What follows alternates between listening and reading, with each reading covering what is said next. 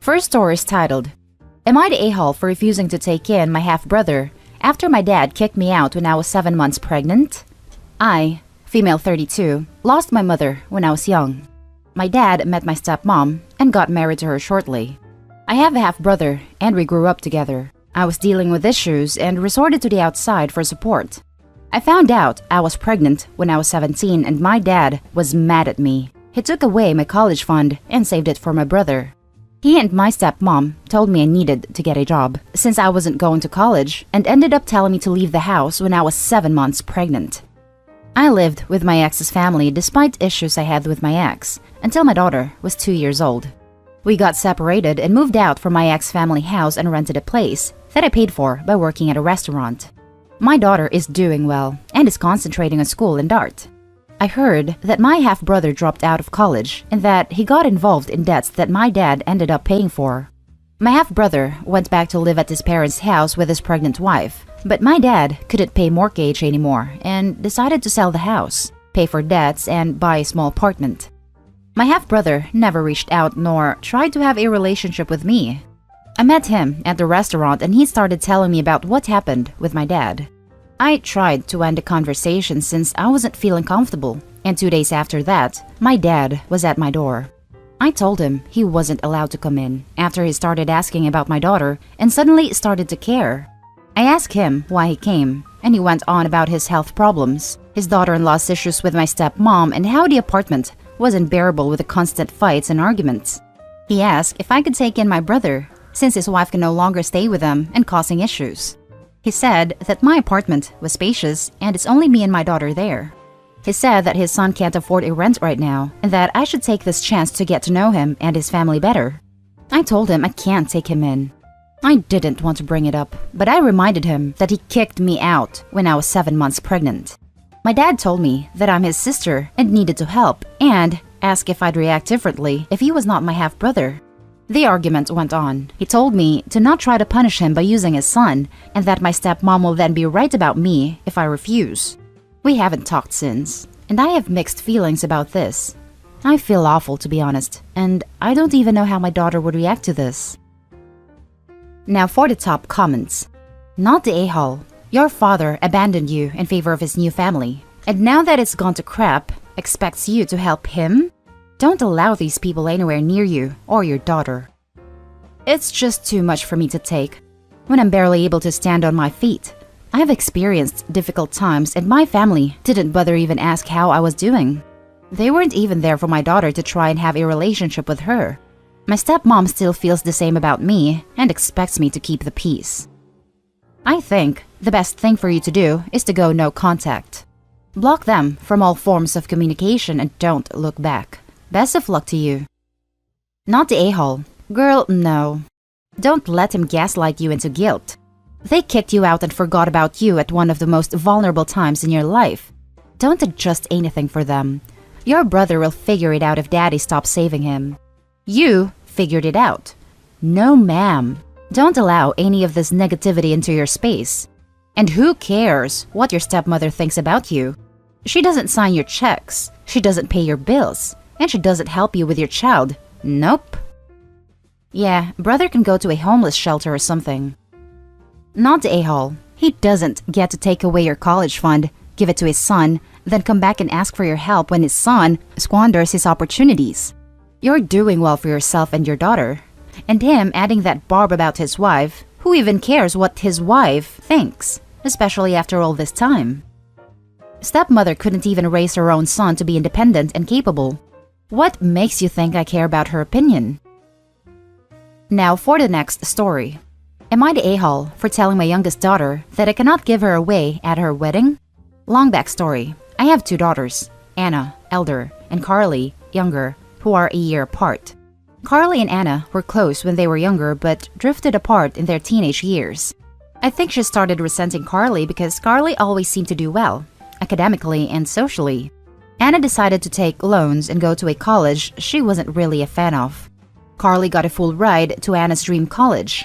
Anna became very resentful after that. She was sure that Carly chose that college to rub it in Anna's face. I tried my best to accommodate them both. Anna refused to talk to Carly and didn't consent to any form of therapy. Carly refused to compromise as Anna kept being unreasonable. In the end, they both stopped talking to each other. Neither of them has ever asked me to choose between them. As long as I don't bring up the other or try to get them to reconcile, I have a good relationship with both of them. Now, Anna is a single mom with a 3-year-old kid, Alex, who is always in between jobs and in debt. Me and my now wife help out when we can. She receives a bit of child support, but I have to admit that she is struggling. Carly, on the other hand, lives comfortably, has an incredible job, and is living with her long-term boyfriend. Recently, Carly announced that her boyfriend proposed and that she wants to plan a wedding in 2022. She asked me to walk her down the aisle, and I may have cried a bit. However, Anna found out, and then she came over to my house and had a breakdown about how she always thought she would be the first to get married in the family, and she has always wanted me to give her away first. I tried to console her, but she ended up getting angry and told me that I should refuse to give away Carly or have a father-daughter dance with her at the wedding. At first, I refused, but she then threatened to cut off all contact between her/Alex and us. If Alex wasn't in the picture, I would have cut Anna off. As things stand, I need to consider Alex's well-being. Carly is staunchly child-free, and it's very possible that Alex is going to be my only grandchild. Without my help, Alex's life is just going to be much harder, and I cannot abandon Alex with a good conscience. While I understood that Carly would be upset, Alex was a child, and he is priority. I spoke to Carly, explained the situation. I told her that there was still time, and I would figure out a way to get Anna to change her mind. If not, I still promised her that I would still be very involved with her wedding, except those 2 things. Carly just laughed and told me not to bother with her anymore and told me she wasn't going to invite me to her wedding. I definitely know that Anna is an a-hole putting me in this position. But am I the a-hole for expecting Carly to be more understanding? Now for the top comments. You're the a-hole. You're letting your daughter and her selfish wants win. You're not choosing Alex. You're choosing Anna over Carly. Shame on you. If I were you, I'd call Anna's bluff. She sounds like she's not doing too hot in life. My guess is she'd go no contact for a week before realizing she needs all the support she can get. I agree with this assertion. You would not be abandoning your grandchild. Anna would be purposefully taking him away from you. Sounds a bit like you were just giving in to the daughter who throws the biggest tantrum. It sucks to see parents choose the selfish, bratty kid because of the grandkids, yet throw away their other daughter who is obviously not as important as she isn't providing you with grandkids. You're the a-hole. Stop rewarding bad behavior. Carly deserves to be walked down the aisle by her dad. I would also be prepared to bet that if Anna ever gets married, she will still expect you to walk her down the aisle and throw a tantrum to make it happen. You're the a-hole. Holy crap, are you the a-hole? Your oldest child has been an abusive monster to your younger daughter for the better part of her life, and as you've described it here, you've been complicit in it. The fact that you would even remotely entertain Anna's insane demand, grandchild or no, shows how unsupportive you've been. If you want any hope of keeping Carly in your life, tell Anna she's being ridiculous and you're not going to allow her to dictate the terms of your relationship with Carly. Jesus Christ, I can't believe you need someone to tell you this. You're the a-hole 100%. Neither of them has ever asked me to choose between them. Well, Anna just asked, and you gave in to her immediately. You just chose your overly jealous daughter over what? The one that was more successful? Carly's being punished because she was better in school, more social, etc.? How is that fair? And using your reasoning, as Carly will never give you grandchildren, is that the price of love to you? It sounds like Anna has been throwing herself a pity party because she doesn't want to come to terms with the fact that she is different than her sister. Not worse or better, but different. And you just validated her not coming to terms with that. I'm glad Carly uninvited you from the wedding. Who treats their daughter like that and still expects to be in their life? Now for the last story. Am I the a-hole for not following ex's wishes to not be involved with my son? Well, she was technically a fling, but I'll still say ex though. Anyways, I was a young and dumb 18-year-old who thought I was so cool for hooking up with an older married woman. She was 30, and that was considered older to me. I admit, it was not my proudest moment, but I was going through a bad time in my life and was making a lot of reckless choices. Things ended after 3 months and didn't hear from her again. Don't think I'll have enough characters to explain the whole story, so I will need to keep it brief. I found out we had a son together, Jay, who's now 20. He knew about me for years and found me. Her husband found out she cheated as soon as she got pregnant, but still stuck around while Jay was growing up. I never had a clue about his existence until now. When Jay reached out, he just wanted to get to know me, so we met up. From there, we started talking more regularly, and I learned about his home life. Jay doesn't get along with his dad at all, felt they were never close for as long as he can remember, and there was always this detachment that he didn't understand until he was told the truth. The more I spent time with Jay, the closer we became.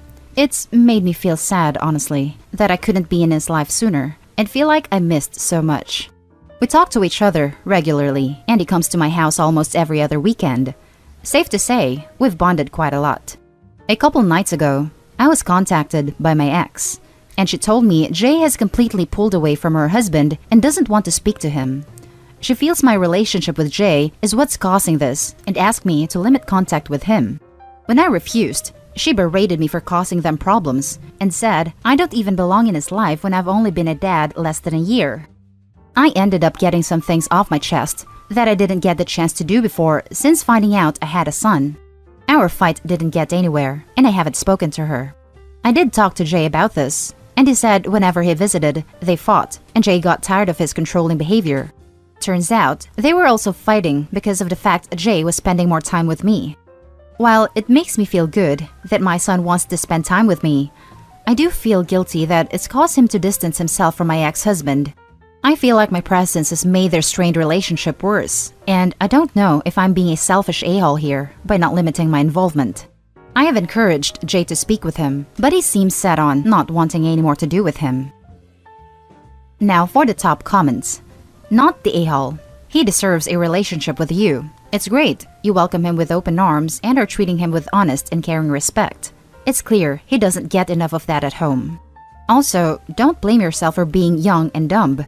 You were only 18, and she was the experienced adult who should know better. I wonder what people would say if it was a 30-year-old man who impregnated an 18-year-old. Edit. In case it wasn't clear, my last comment is to imply that this woman sounds like a predator. 18 is so young, and I hate that OP blames himself when what she did was very shifty. As for the strain on the marriage is from her cheating, she should have known your son would come and find you eventually. Sounds like your son's mother and her husband thought, as long as you weren't in the picture, they could pretend to get past the cheating. Not the a-hole. Your son is a grown adult and can choose to spend time with whomever he wants. If his stepdad did a better job bonding with him as a child, then maybe he wouldn't cast him aside like he is doing now. This drama is on them. 1. The mom cheated with OP. 2. Her husband stayed with her and resented a fair baby. 3. The mom never told OP he was a dad, then gets all pissy because he's getting involved now and only knew him for a year, because he only learned of his existence a year ago. Yeah, I think this drama is on them sums it up pretty well. Not the a-hole. Wow, you have done everything right and nothing wrong. Sounds like Jay unfortunately has a bit of a toxic life at home. Jay is a grown man and can make his own choices. I feel sad for Jay that he has felt that detachment from his, let's call him stepfather, but realistically, Jay should be and feel supported to get to know you. I know this as a dad. If I was in his situation, I would support my son to meet his bio dad. Hopefully that made sense. If crap hits the fan, I'd be prepared to take him in and show him the fatherly love he's obviously lacked for 20 years. It's what's made me regret my action the most, although I could never regret having Jay. He and his dad had to live with the consequences of our actions. Jay's been living on his own since he started college, so he's not currently living with them, but I'd still be willing to help out in the future if he ever needs it. I'm doing what I can to make up for the years we lost now.